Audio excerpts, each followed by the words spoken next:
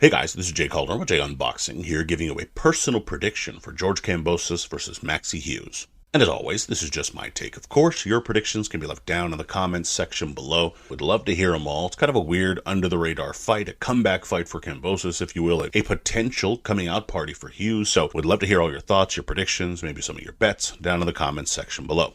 And a little bit of fight info here. We have George Kambosos taking on Maxi Hughes. This will be at the FIRELAKE Arena in Shawnee, Oklahoma, airing live on ESPN in the lightweight division of 135 pounds with no titles on the line. Well, this is an interesting enough fight, as mentioned, between two guys looking to possibly make that kind of final run near the top of 135 pounds. You could argue Maxi Hughes isn't quite at that level, but he's at least a winner of his last 7 straight, and that streak has included former world titleists and decent domestic names. So his time is now to test whether he's ever going to be ready to make that final step. For Kambosos, he's been at the absolute top, being a unified lightweight world champion before losing twice to world champion Devin Haney. So it's really about getting back to where he once was, in Kambosos' opinion. If he's to get back there, however, he has to be able to handle Hughes in style, in my personal opinion. So, will Kambosos get back to winning ways, or will Hughes pull off the biggest win yet in this current streak of wins he has going for himself?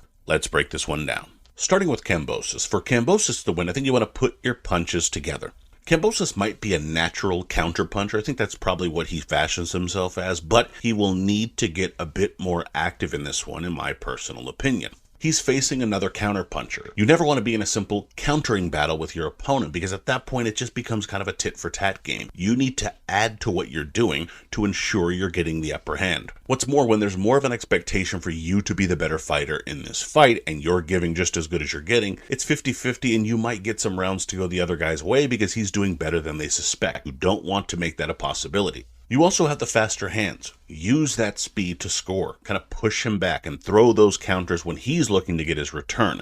That's the way you install those kind of countering moments into this fight. You do it first through that activity and making sure that you're scoring and doing more than just the countering. Make the countering kind of secondary to your overall performance in this particular one. I would also say double and triple the jab. This is another way of kind of scoring and keeping busy, and also opening up those possibilities for counters. It also emphasizes some of that speed that you have, and again, it's something that you're going to need to take advantage of in this fight, because you just don't want it to be a tit-for-tat battle. That doesn't favor anyone. It's literally a 50-50 fight. There's no reason to make it so when you're probably the better fighter, and also that jab will push him back and get at him quickly. Again, it's a scoring punch that at the very least could open up other possibilities. When he tries to get around it, or when he's trying to counter himself, you can make him fall short, throw those shots over the top.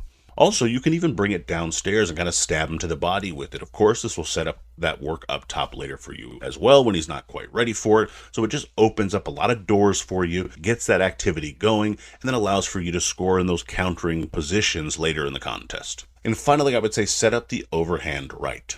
This is your money shot. You're not the biggest puncher in the world, but this could be your shot that does any serious damage, if there is one for you in this encounter. Setting it up will involve that volume, meaning you're throwing it more to begin with, so you're giving yourself more opportunities to land it. But again, even using it as a counter as he's coming in, when you step in and land in that kind of arched position, will really help your goals in this fight. The jab will also set it up, which is again why we mentioned that in one of the keys as well. Feinting to try and draw out his attack will also create that double impact that you're looking for, again, which will kind of make you a little bit more of a puncher when that punch lands flush. But it is your best shot, in my personal opinion, one that you have caused some damage with in the past, so it's certainly something you're looking to get involved in this fight, in my opinion, if you're able to do so.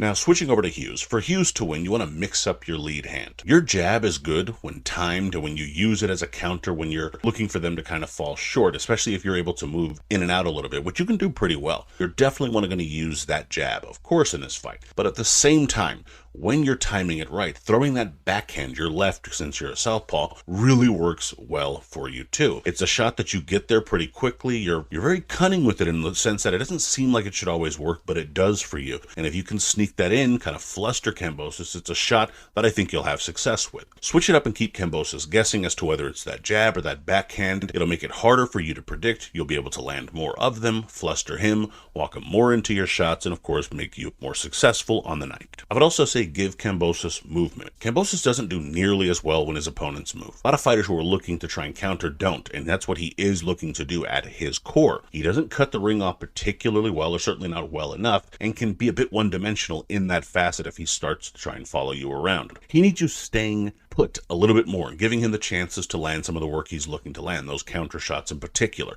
Naturally, you're going to try and give him as little of that as possible. You don't have to run, quote unquote, but just turn him. Use that jab to keep him away and kind of force him to reset. As he flusters, lead left hands, and of course even that jab will get there as he's trying to rush in and give you a better chance of getting some nice telling blows in during this fight. And finally, I would say steal those close rounds. I think, again, based upon the styles clash in this fight, that some of these rounds are going to be close, especially if you're both trying to kind of box and move and or counter. You're going to need to steal those frames, especially as the underdog. The better you look, especially late in those rounds, judges, fans, what have you, might be a bit more inclined to give you those close ones because they have, to be quite honest, less of an expectation for you. Don't let him take them by just coming forward or trying to get busy, if that is in fact what he tries to do. Make sure you finish each round strong. The last 30 seconds should be where you're really trying to leave that lasting impression in every frame. If you are controlling the range and the pace, then you're finishing stronger, the stronger of the two. It could be the difference in those tight rounds and could make you have a bit more of a lead on the scorecards